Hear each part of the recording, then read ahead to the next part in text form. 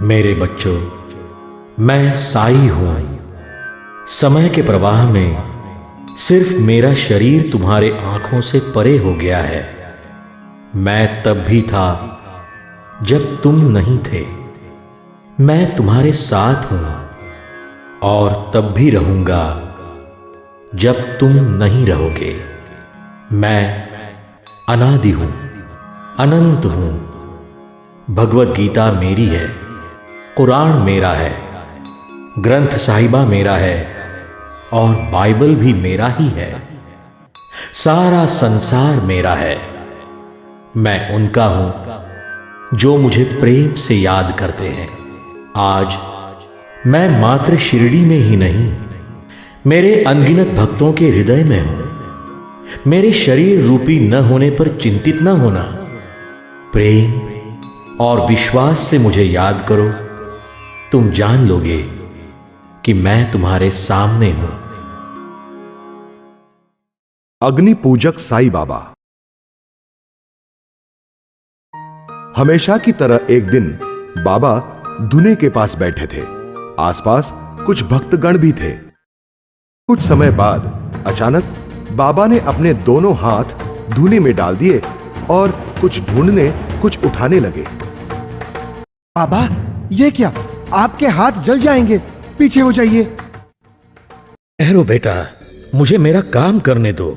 मेरे एक लोहार भक्त की बेटी भट्टी में गिर गई है, मुझे उसे बचाना होगा। कुछ दिनों बाद बाबा का वो लोहार भक्त अपनी लड़की को लेकर बाबा के पास आया। बाबा, आपने मेरी पुकार सुन ली, मेरी बेटी को बचाया, आपने उसे भट्टी से निकाला। पर बाबा तो यही थे, हमारे सामने। नहीं नहीं, मैंने अपनी आंखों से बाबा को उसे बचाते देखा है। चिंता न करना बेटा, सब ठीक हो जाएगा। भक्तों की पुकार पर मदद करना मेरा धर्म है। तेरी बेटी पुनः अच्छी हो जाएगी। बाबा ने उसको धुनी की रक्षा दे दी। जितने बाबा के हाथ धुनी में जल गए थे, उतनी ही वो लड़की जल गई थी। अपने भक्तों की पुकार पर बाबा हमेशा दौड़े चले आते हैं। गंगा जल। दास गणु महाराज साई बाबा के एक महान भक्त थे। उन्होंने साई बाबा की अखंड सेवा की। महाराष्ट्र के गांव-गांव में जाकर उन्होंने कीर्तनों द्वारा साई बाबा की अद्भुत लीला लोगों तक पहुंचाई।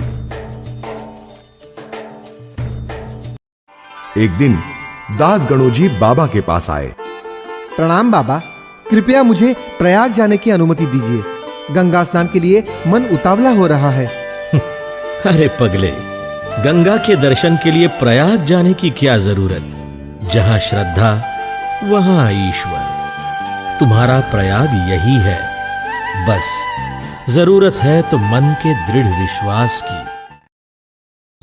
ऐसा कहकर उन्होंने अपने दोनों पैर आगे बढ़ाए और अगले क्षण दोनों अंगूठों से पानी के निर्मल झरने बहने लगे। बाबा के पैरों से गंगा प्रकट हो गई। क्षमा करें बाबा, आपने मेरे मन के द्वार खोल दिए। मेरा प्रयाग आपके चरणों में ही है। उठो बेटा, मेरा आशीर्वाद हमेशा तुम्हारे साथ है। साई बाबा का देह त्याग। मंगलवार 15 अक्टूबर 1918 विजयादशमी दोपहर 2:30 पर श्री साई बाबा ने अपना नश्वर शरीर त्याग दिया। बाबा के मुख से निकले सरल उपदेशों से कितने नास्तिक अस्तिक हो गए, कितनों को परमार्थ मिला, हजारों लोगों का पाप क्षालन हुआ। धन संपत्ति का मोह छोड़कर समाज के उद्धार के लिए उन्होंने अपना सारा जीवन व्यतीत किया। उन्होंने कभी भी धर्मों के प्रति भेदभाव नहीं किया। ऊंच नीच, गरीब अमीर, सभी को एक नजर से देखा। अपने योग संपन्न जीवन से उन्होंने लाखों पीड़ितों के जीवन में उजाला फैला दिया। बाबा चले गए और शिरडी ही नहीं बल्कि सारे संसार में फैले उनके भक्तों में एक आक्रोश उठा। शिरडी में आंसुओं की बाढ़ सी आ गई। पर बाबा किसी को छोड़कर नहीं गए थे। सिर्फ उनका शरीर आंखों के सामने नहीं रहा। दृढ़ विश्वास से आज भी उनका स्मरण कीजिए उनको अपनी आंखों के सामने पाओगे। बाबा ने अपना वचन सत्य किया। वे कल भी थे, आज भी हैं और अनंत काल तक रहेंगे।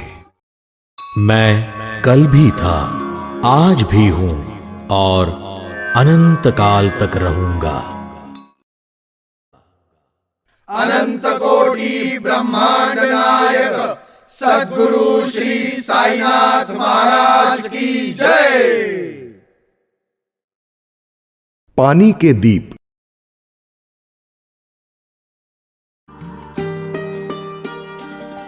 द्वारका माई में बाबा रोज तेल के दीप जलाते। उसके लिए आवश्यक तेल गांव के बनिया उन्हें खुशी से बिना पैसे लिए देते थे। शुरू में जिस प्रकार बाबा के असंख्य भक्त थे, वैसे ही उनसे ईर्ष्या करने वाले भी कम न थे। लेकिन बाबा उन्हें कभी भी प्रत्युत्तर नहीं करते। वे अपने कार्य से ही सबको जवाब देते थे। ऐसे ही कुछ लोगों ने एक बार बनियों को बाबा के खिलाफ उकसाया। अरे इस फकीर को मुफ्त में तेल क्यों देते हो रोज के रोज? ये कोई महात्मा नहीं है। अरे नहीं नहीं, वो महापुरुष है। वो आदमी सही कह रहा है। हम क्यों नुकसान उठाए? आज से तेल देना बंद। और तुम्हें हमारे साथ रहना है या नहीं? रोज की तरह बाबा तेल मांगने गए। बाबा, आज से हम तेल नहीं दे सकेंगे। ठीक है, जैसी आपकी इच्छा। ईश्वर आपका भला करे। बाबा वापस चले गए। वे लोग चुपके से बाबा के पीछे गए, ये देखने कि अब बाबा दिए कैसे जलाते हैं। लोटे में पानी लेकर बाबा ने कुछ पानी पिया और बाकी पानी उन्होंने दियों में भरना शुरू किया। फिर उन दियों में कपास लगाकर उन्हें जलाया।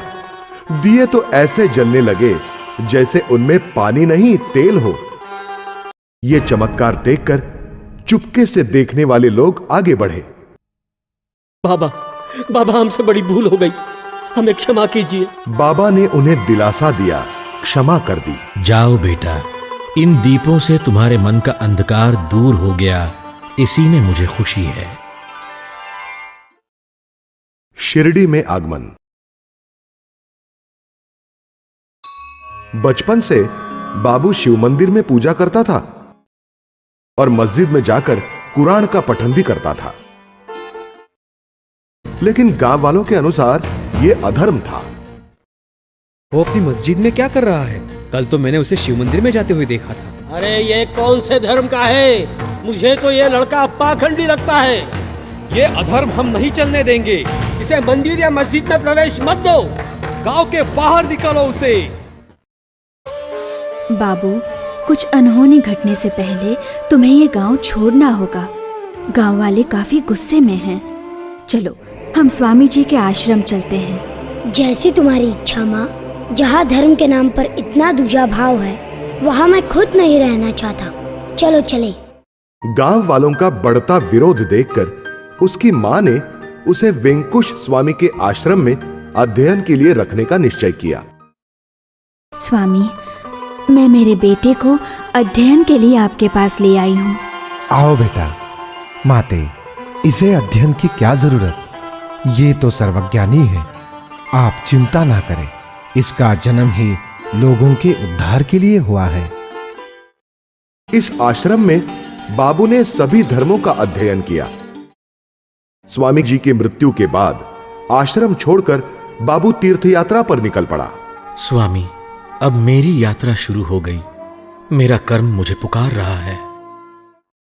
गांव गांव घूमते हुए वो शिरडी आ पहुंचा। वहां एक नीम के पेड़ के नीचे उसने अपना आसन जमाया। फकीर के वेश में ध्यानस्थ बाबू लोगों का आकर्षण बन गया। महाराज, आप कौन हो? कहां से आए हो? ये जानकर क्या करोगे? तुम तो इस जन्म की बात कर रहे हो, पर मैं तुम सबके सभी जन्मों के बारे में जानता हूं। भीड़ में दो व्यक्तियों के शरीर में ईश्वरी संचार हुआ। हे भगवान, ये लड़का कौन है? इस जगह खोदो, तुम्हें उत्तर मिल जाएगा। लोगों ने वहां खुदाई की। अरे इसके नीचे तो गुफा लगती है, इस पत्थर को हटाओ जल्दी। लगता है तहखाना है, चलो चलकर देखते हैं। तहखाने में एक चबूतरा था, एक बैठक पर एक माला थी और उसके बगल में 4 दीप जल रहे थे। वो अद्भुत दृश्य देखकर लोग नतमस्तक हो गए। ये बालक एक अलौकिक पुरुष है, यहाँ उसने तप किया है। ये मेरे गुरु का पवित्र स्थान है, इसे बंद करके इसका जतन करो। लोगों ने उस तहखाने को बंद किया। इस घटना के पश्चात दूर दूर से लोग बाबू के दर्शन के लिए आने लगे। और एक दिन, अरे बाबा कहाँ गए? आसपास कहीं भी नजर नहीं आ रहे। बाबू शिरडी से अचानक गायब हो गया। वो कहां गया इसका पता किसी को नहीं लगा। बाबा का योग सामर्थ्य। मार्गशीर्ष महीने में पूर्णमासी का दिन था। दिन भर बाबा को सांस की तकलीफ हो रही थी। जैसे रात चढ़ने लगी, उनकी तकलीफ बढ़ती गई। हे ईश्वर, अब सहन नहीं होता। बाबा, आपकी तबीयत तो बिगड़ती जा रही है, हम वैद्य जी को लेकर आते हैं। नहीं, उसकी जरूरत नहीं।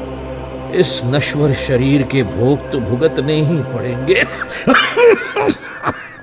पर अब सहन नहीं हो रहा। भालसापति, मैंने अपने प्राण ब्रह्मांड में चढ़ाना तय किया है। अगले 3 दिन मेरे प्राण इस शरीर के बाहर रहेंगे। इस शरीर की रक्षा करो, मुझे हाथ न लगाना तथा मुझे आवाज भी नहीं देना। उस कोने में गड्ढा खोद के मुझे उसमें रख देना। मालसापति, मैं चलता हूं। एक कोने में इशारा करके बाबा ने अपने प्राण ब्रह्मांड पर चढ़ाए और वे निश्चेष्ट हो गए। सभी लोग घबरा गए, पर मालसापति शांत थे। बाबा, बाबा हमें छोड़कर कहां चले गए? कहां चले गए बाबा? बाबा हमें छोड़कर चले गए। शांत हो जाइए, बाबा वापस आएंगे, शांति रखिए। बाबा की आज्ञा ठुकराकर मालसापति ने उनका सर अपनी गोद में रखा और बाबा के जागने तक सतर्क रहने का निश्चय किया। सारे लोग बाबा को देखने दौड़ने लगे। सभी तरफ हाहाकार मच गया, किंतु मालसापति शांत थे। मालसापति, बाबा हमें छोड़कर चले गए। उनका अंतिम संस्कार करना हमारा कर्तव्य है। चुप रहो, खबरदार, जो उनको किसी ने छुआ भी। बाबा कहीं नहीं गए, उन्होंने वचन दिया है, वो वापस आएंगे। धीरज रखो, शांत हो जाओ। तीसरे दिन सूर्योदय से पहले बाबा के शरीर में चेतना जागी। उनके हाथ पैर हिलने लगे और वे उठ बैठे। अपने योग सामर्थ्य से उन्होंने मृत्यु पर विजय प्राप्त कर ली। सभी आनंदित हो उठे। देखो, बाबा उठ गए, बाबा हमारे साथ है। हाँ, बाबा हमारे साथ है। क्षमा कीजिए मालसापति, आपके विश्वास और सेवा से आज हमारे बाबा हमें मिल गए। हमें क्षमा कर दीजिए। मालसापति ने बाबा के शरीर की रक्षा की, इसलिए उस समय के बाद लगभग 30 साल तक श्री साईं बाबा सदैव हमारे बीच रहे। शिरडी की रक्षा। एक दिन द्वारका माई में बैठे हुए बाबा अचानक कोने में रखे गेहूं के बोरे के पास गए। उन्होंने गेहूं निकालकर पास वाले जोते पर उसे पिसना शुरू किया। सभी देखने वाले दंग रह गए। बाबा, आज आप ये क्या कर रहे हैं? पूरे गांव में खबर फैल गई और सभी लोग अपने काम छोड़ के द्वारका माई की तरफ दौड़ने लगे। ये क्या बाबा? देख रही हो ना, गेहूं पिस रहा हूं। ये आप क्यों कर रहे हो? उठिए बाबा, आपने हमें क्यों नहीं बुलाया? ये हमारा काम है, हम इसे करते हैं। आप हमें लज्जित कर रहे हो, पहले आप उठिए। बाबा को वहां से हटाकर उन औरतों ने गेहूं पिसना शुरू किया। क्यों री, बाबा तो खाना नहीं पकाते, फिर ये गेहूं किस लिए? पता नहीं, शायद बाबा ये हमें ही दे दे। कुछ समय बाद सारे गेहूं का आटा बन गया। ये सब आटा गांव की सीमा पर फैला देना। क्या इतना सारा आटा फेंक दे? बाबा इसे आप हमें ही दे दीजिए ना। बाबा उन लोगों पर गरज पड़े। चले जाओ यहां से, जैसा कहा है वैसा करो, ये मेरी आज्ञा है। बाबा की आज्ञा के अनुसार गांव के बाहर हर तरफ उस आटे को फैलाया गया। बाबा की इस कृति का अर्थ किसी की समझ में नहीं आ रहा था। एक दिन शिरडी के कुछ लोग पास वाले गांव में गए थे। अरे बाप रे, ये सब क्या है? क्या कहे, सभी तरफ महामारी फैल गई है। देखते देखते आदमी मर रहे हैं। शिरडी में क्या हाल है? अब समझ में आया बाबा ने आटा क्यों फैलाया था। इस बीमारी के खिलाफ उन्होंने तो लक्ष्मण रेखा बना दी थी। अपनी अद्भुत शक्ति से साईं बाबा ने शिरडी को महामारी के चंगुल से बचा लिया। साई नामकरण। सन 1858 औरंगाबाद जिले में धूप नाम का एक छोटा सा गांव है। वहां रहने वाले चांद भाई घोड़ों के शौकीन थे। अपने घोड़ों से उन्हें बहुत प्यार था। अरे भाई, ठीक तरह से देखभाल करो, हैं? ये मेरी सबसे प्यारी घोड़ी है। इसकी देखभाल में कोई कमी नहीं रहनी चाहिए। एक दिन अचानक वो घोड़ी लापता हो गई। मालिक, आपकी प्यारी घोड़ी अस्तबल में नहीं है, पता नहीं कहां खो गई। जाओ ढूंढो उसे। अब क्या करूं मैं? किसी ने चुराई तो नहीं? कुछ भी हो, उसे ढूंढना ही होगा। अपनी घोड़ी की खोज में चांद भाई गांव-गांव भटकने लगे। घूमते हुए एक दिन वो गांव के बाहर जंगल में आ पहुंचे। वाह, क्या तेज है! कोई स्वामी लगते हैं। प्रणाम महाराज, मेरी घोड़ी खो गई है। कई दिनों से ढूंढ रहा हूं, कोई पता नहीं। आप कुछ कीजिए महाराज। फकीर के वेश में बैठा युवक बाबू ही था। चिंता मत करो बेटा, इस दिशा में जाओ, तुम्हें घोड़ी मिल जाएगी। धन्यवाद महाराज, अभी जाता हूं। उस दिशा में कुछ ही दूरी पर उनकी घोड़ी उन्हें मिल गई। वो बहुत खुश हुए। धन्य हो महाराज। कहां थी तुम इतने दिन? चलो घर चले, तुम्हें कुछ हुआ तो नहीं ना? वापस आकर उन्होंने बाबू के चरणों में अपना माथा रख दिया। आपकी कृपा है महाराज, मुझे घोड़ी मिल गई। मैं आपकी क्या सेवा करूं? जरा ये चिलम जलाना। जी महाराज, लेकिन जलाऊं कैसे? आग नहीं है। बाबू ने अपना चिमटा जमीन पर पटका और वहां आग का धधकता हुआ अंगार दिखने लगा। चांद भाई ने चिलम जलाकर दे दी। आप तो महापुरुष हैं, कृपया मेरे घर चलिए। तू जा बेटा, मैं अवश्य तेरे घर आऊंगा, लेकिन आज नहीं। दुखी मन से चांद भाई अपने घर गए और बाबू की राह देखने लगे। 2-3 दिन बाद आप मेरे घर आए। भगवान आ गए। मेरे छोटे से घर में आपका स्वागत है महाराज। बाबू के लिए चांद भाई ने बहुत उत्तम व्यवस्था रखी। एक दिन शिरडी में मेरे भांजे का विवाह तय हुआ है। आप भी हमारे साथ शिरडी चलिए महाराज। ठीक है, चलो। बारात गांव की सीमा पर एक मंदिर में पहुंची। उस मंदिर के मालिक म्हालसापति सबका स्वागत करने आगे बढ़े। आइए, सफर तो अच्छा रहा ना? अरे, ये तेजस्वी पुरुष कौन है? चेहरे के अलौकिक तेज ने म्हालसापति का मन मोह लिया। वो बाबू के पास गए। आओ साईं। उस दिन से सभी बाबू को साई कहने लगे। आदर से लोग उन्हें साई बाबा के नाम से पुकारने लगे। शादी के बाद सब लोग लौटने लगे। चलिए साई बाबा, वापस चलना है।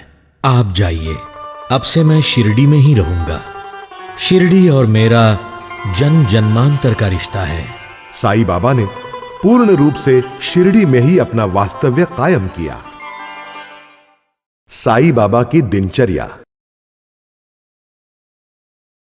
साईं बाबा का रहन सहन अत्यंत साधा और सरल था। उनके पास सामान के तौर पर लोटा, चिलम, सटका ऐसी गिनी चुनी चीजें थीं। लंबे हाथों वाली कफनी और सिर पे कपड़ा ऐसा साधारण पोशाक वे पहनते थे। ज्यादातर भगवे रंग के कपड़े वे पहनते थे। कभी कभी पूर्ण सफेद पोशाक भी पहनते थे। जिस मस्जिद में बाबा रहते थे वहां उन्होंने एक धुनी प्रज्वलित की थी। आज भी वो धुनी अखंड धधकती है। इस धुनी को लोग बहुत पवित्र मानते हैं। उस धुनी में जमी हुई रक्षा बाबा बीमार और दुखी लोगों को देते थे। वो रक्षा लगाने से लाखों लोगों के शारीरिक तथा मानसिक दुख दूर हुए हैं। बाबा का वास्तव्य कभी मस्जिद में, कभी चावड़ी पर या कभी मंदिर में होता था। एक नीम के पेड़ के नीचे वो ध्यान लगाते थे। आज भी उस पेड़ के पत्ते बाकी नीम के पेड़ों के पत्तों से कम कड़वे लगते हैं। साईं बाबा अपना भोजन खुद नहीं पकाते थे। अपने 5 भक्तों के घर वे रोज भिक्षा मांगने जाते थे। भिक्षा में पाया हुआ भोजन कई बार वे गरीबों में तथा मासूम जानवरों में बांट देते और खुद सिर्फ पानी पीकर दिन गुजारते थे। भिक्षा के कष्ट से बाबा को बचाने के लिए तात्या पाटिल की मां बाईजाबाई ने स्वयं पकाकर बाबा को भोजन देना शुरू किया। आप कष्ट न कीजिए बाबा, मैं आपके लिए रोज भोजन लेकर आऊंगी। बाबा कभी एक जगह पर नहीं रुकते थे और उन्हें ढूंढने के लिए बाईजा को गांव भर भटकना पड़ता था। हे माँ, मेरे तो पांव टूट गए, पर बाबा भूखे होंगे, मुझे जाना ही होगा। थोड़ा सा खा लीजिए बाबा। बाईजा, क्यों इतने कष्ट उठाती हो? ठीक है, कल से तुम मस्जिद में भोजन ले आना, मैं वहां तुम्हारा इंतजार करूंगा। जिस मस्जिद में बाबा रहते थे उसे बाबा ने द्वारका माई नाम दिया था। वहीं पर एक सुंदर फूलों की बाग सजाई थी। बाबा के दर्शन लेने वाले भक्त उन्हें उपहार के तौर पर पैसे देते थे, पर बाबा ने कभी उन्हें अपने लिए खर्च नहीं किया। मुझ फकीर को क्या करना है ये सब? जाओ, इसे लोगों में बांट दो, मंदिर का जीर्णोद्धार करो, त्योहार मनाओ जिस कारण सभी लोग एकत्रित होंगे। रामनवमी की तरह मोहर्रम भी बाबा बड़े धूमधाम से मनाते थे। सभी धर्मों के लोग श्रद्धा से बाबा के साथ होते थे। भगवत गीता की तरह बाबा को कुरान भी ज्ञात था। मंदिर की तरह मस्जिद में भी बाबा सहज अग्नि पूजा करते तथा घंटानाद भी करते थे। कोई भी बाबा को नहीं रोकता, क्योंकि बाबा उनके भगवान थे और वे जो भी करते सबको मंजूर था। साईं बाबा सभी धर्मियों के थे और सब धर्म उनके थे। बाबा का जन्म और बचपन। साईं बाबा का जन्म पाथरी नामक एक छोटे से गांव में सन 1842 में हुआ। बचपन में सभी उन्हें बाबू कह के पुकारते थे। बाबू को कंचे तथा गिल्ली डंडा खेलने में बहुत रुचि थी। चलो हम कंचे खेलते हैं और गिल्ली डंडा भी खेलेंगे। गांव के साहूकार का लड़का उनके साथ खेलने आया। मैं भी खेलने आऊं? ठीक है, पर हार गए तो रोना नहीं। मैं कभी नहीं रोता। सभी बच्चे कंचे खेलने में मग्न हुए। बाबू ने सभी को मात दे दी और उनके कंचे जीत लिए। हे, मैं जीत गया। साहूकार के लड़के को बड़ा गुस्सा आया। यही रुको, मैं और कंचे लेकर आता हूँ। साहूकार का लड़का अपने घर गया। उसने कुछ कंचे लिए और उनके साथ पूजा घर से पूजा का शालिग्राम भी लिया। वो वापस खेलने आ गया। बाबू, अब मुझे हरा के दिखाना। अब मुझे नहीं खेलना। क्यों क्यों? तुम्हें खेलना ही पड़ेगा। डर गए क्या? उस लड़के की जिद के लिए बाबू ने फिर से खेलना शुरू किया, लेकिन फिर से बाबू ही जीत गया। इस बार सिर्फ कंचे ही नहीं, उसने शालिग्राम भी जीत लिया। हे, मैं फिर से जीत गया। मैं अभी मेरी माँ को बुलाता हूँ। वो उसकी माँ को बुलाने गया है। चलो चलो, भाग चलो यहाँ से। माँ, बाबू ने मेरे सारे कंचे छीन लिए और अपना शालिग्राम भी ले लिया। क्या? चलो मेरे साथ, अभी देखती हूँ उसे। गुस्से से लाल होकर साहूकार की पत्नी अपने लड़के के साथ खेल की जगह पर गई। बाबू, तुमने मेरे बेटे को रुलाया। उसके सारे कंचे वापस करो। और वो शालिग्राम कहाँ है? दे दो मुझे। मैं क्यों वापस दूं? मैंने उसे जीत लिया है। इतना कहकर बाबू ने झट से शालिग्राम अपने मुंह में डाला और वो शांत खड़ा रहा। अब साहूकार की पत्नी और भी गुस्सा हो गई। उसने बाबू के गाल पर जोर से तमाचा मारा। उस आघात से बाबू का मुंह खुल गया, पर वहां शालिग्राम था ही नहीं। उसे वहां ब्रह्मांड का विराट रूप दिखाई दिया। ये क्या? तुम तो साक्षात ईश्वर के अवतार हो। मुझे क्षमा करना बेटे।